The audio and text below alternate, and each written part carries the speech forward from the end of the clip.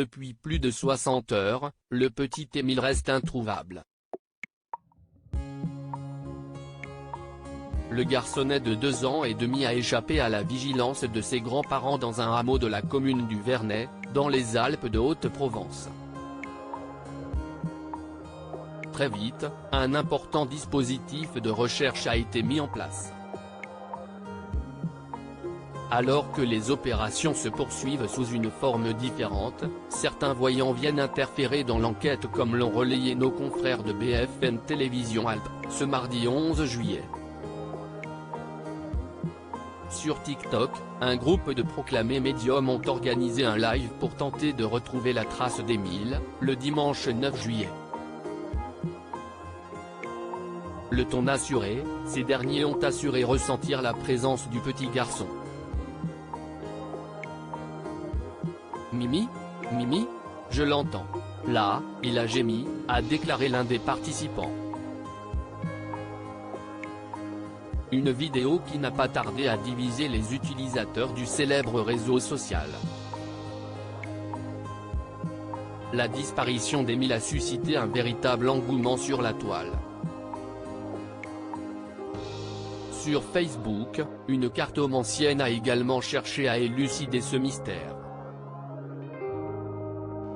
Cette dernière a fait le portrait d'un éventuel suspect. Elle évoque un homme malveillant, âgé d'un certain âge, quelqu'un qui se fait passer pour quelqu'un de bien.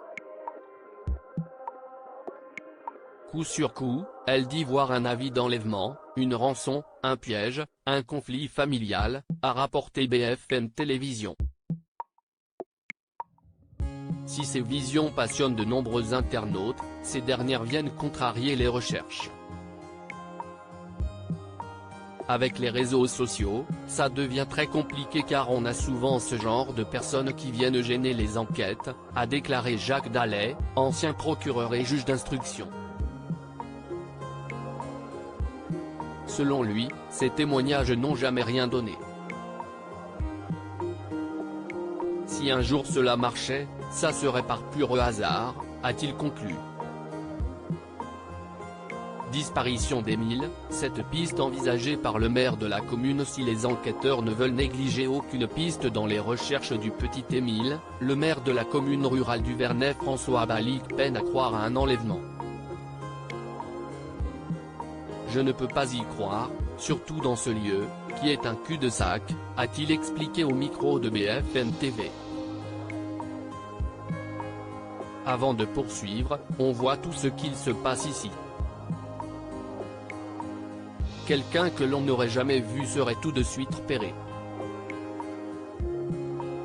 On est vraiment en zone rurale, quelqu'un qui soit venu par hasard, si est quasiment impossible.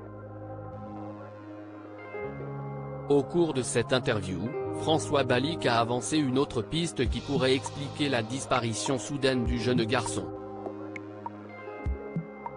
Ce peut être un accident, a-t-il émis. Et d'ajouter, Émile fait 90 cm de hauteur, donc une voiture qui ne l'aurait pas vu, oui. Mais qu'un détraqué vienne ici.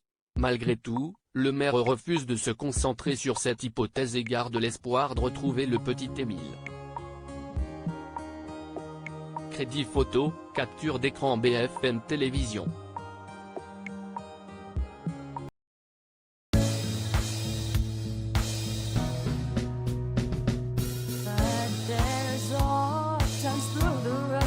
I think you can let me know. Sit back, let me help you out. Just step